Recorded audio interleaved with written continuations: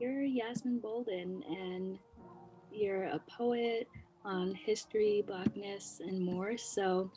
I was wondering a little bit about what inspired you to start writing about these topics and just getting interested in writing in general. So I pretty much got started writing poetry specifically at the beginning of my freshman year of high school, but I've been writing just in general for a really long time, longer than I can remember. I know that it probably sounds like something that a lot of people say, but I actually really don't remember how I got started. I've just always been writing stories. But I think what really propelled me into being a poet was recognizing that poetry could be a vehicle for self-expression, especially when it came to racialized incidents in my life. And so really that's all I wrote about for the first 1.5 years that I was exploring poetry, was just the incidents of racial trauma and gentrification and segregation in my area. And like just processing all of that through poetry, I think that's what inspired me to get started. Wow, that's a lot. Do you think it was mostly like one event or like a collection of experiences that influenced you too?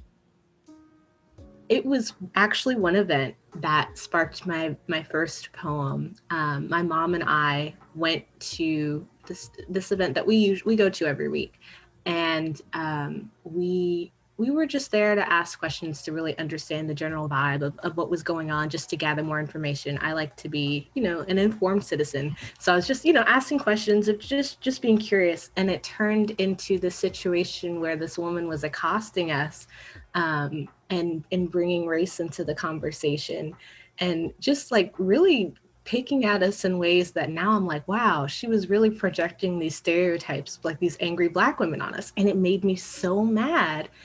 And afterwards, I just felt like I have to write about it. So I went home and I wrote it down in one sitting in this really long poem. And that poem became the first poem that I ever published or ever sent into a competition. So that really is the poem that sparked it all. That's great. And I think it can often be like one experience that just kind of moves us to like move into a certain area, a certain topic of interest. And do you think within the poetry community that there's more to be done in terms of diversity and talking about the things that people would rather leave unsaid?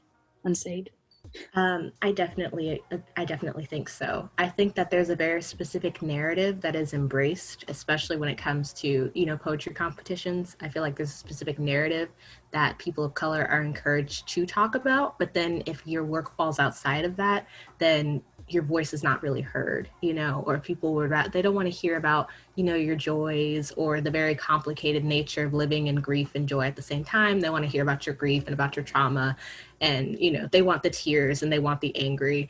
And I think, of course, you have to write those narratives because it's a part of who we are, but we're more than just that.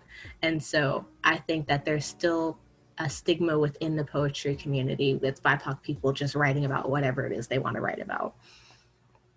Do you think it's just the poetry community or like other forms of entertainment media? Definitely other forms of entertainment too. I've noticed, and you probably noticed too, like there's a specific narrative that people like to hear over and over and over again. And when you start to ease out of that narrative, they're like, no, go back to where you're like teaching us about how you feel and, the horrible things that have happened to you, and it's uncomfortable when you realize that there's kind of a reward system for how much you cater to that demand for that kind of art and poetry.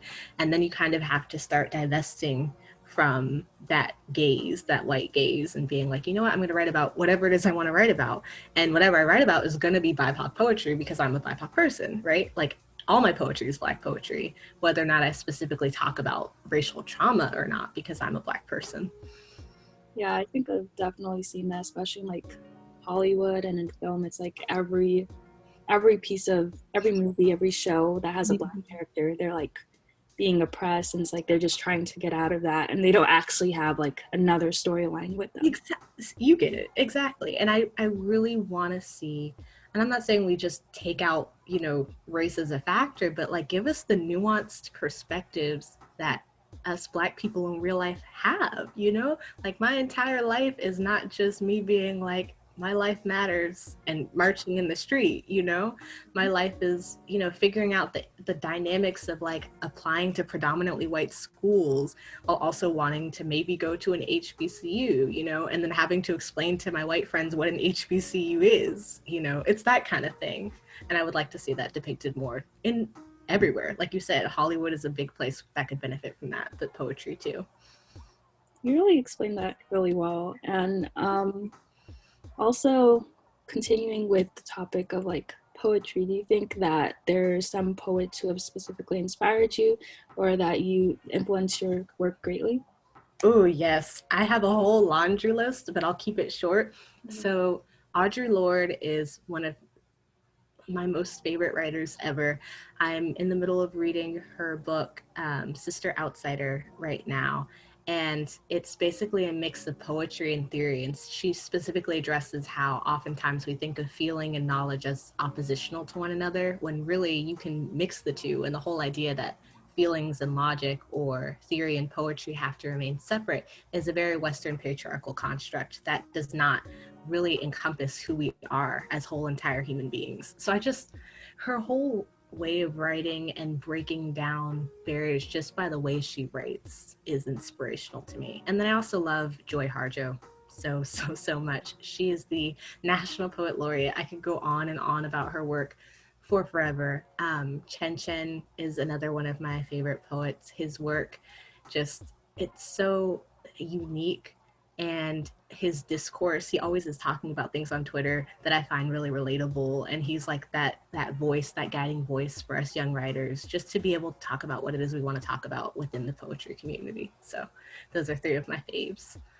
It's great. And I think there really are, there's so many great writers and so many people who are using words and media just to express themselves and how they're feeling. And considering Amanda Gorman and her phenomenal poem at the inauguration, what do you think that the effect it could have for future inaugurations and the involvement of poetry and speakers of color in events like the inauguration?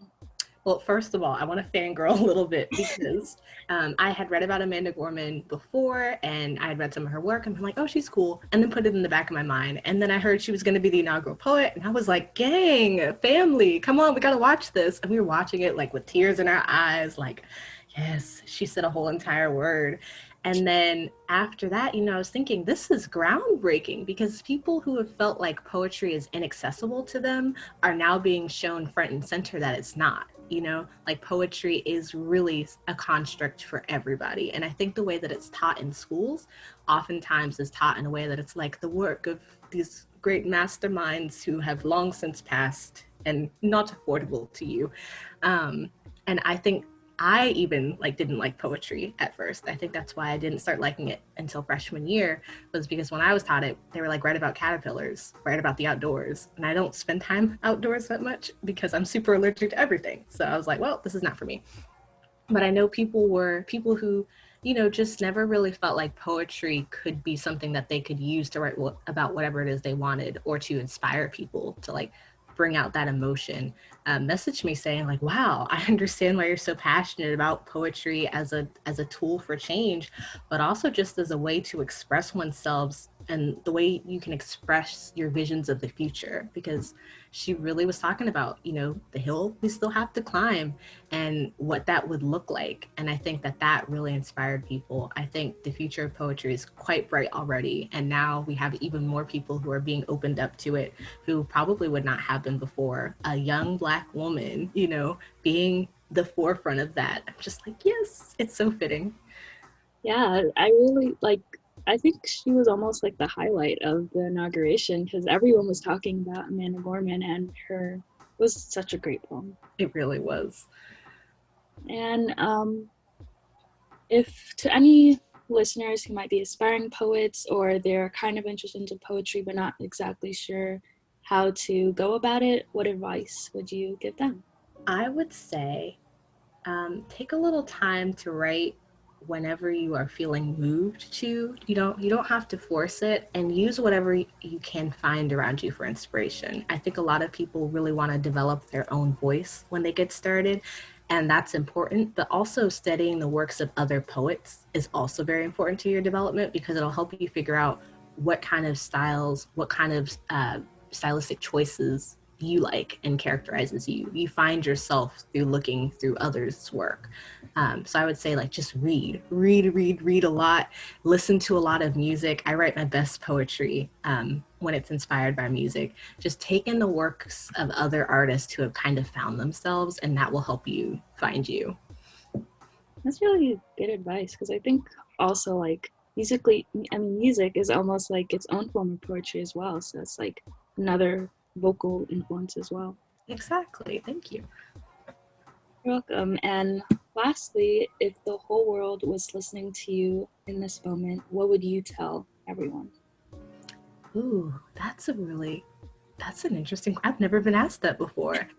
I think that I would say, first of all, that poetry, like I said before, is this force of social change. And I think people's eyes are being opened up to that. And I would just encourage the entire world to be open to it, to really be open to being open with one another, being open through your writing, and being open to this new way of communicating with one another, because we've seen that it's so powerful.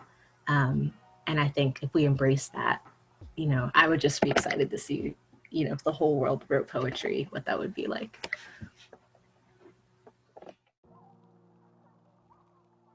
I was like, I really, really want to have a podcast where I'm just talking about things that are affecting my generation, talking about things that I care about, and then spotlighting other young people and showcasing just how incredible our generation is, regardless of whether or not you consider yourself to be the most incredible person in your community or in your neighborhood. And just being a member of this generation in itself, like, that is a remarkable thing. And I wanted to showcase that.